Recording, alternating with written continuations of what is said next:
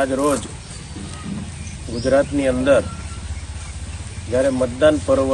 ઉજવાઈ રહ્યો છે ત્યારે ભરૂચ જિલ્લાના અને ગુજરાતની તમામ જનતાને હું આજના દિવસે અપીલ કરું છું કે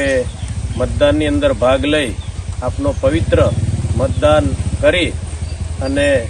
આજે રાષ્ટ્રીય પર્વ જે ઉજવાઈ રહ્યો છે એની અંદર આપ પણ સૌ સહભાગી બનો અને ભવ્યથી ભવ્ય મતદાન કરી આ પર્વને ખૂબ સારી રીતે ઉજવીએ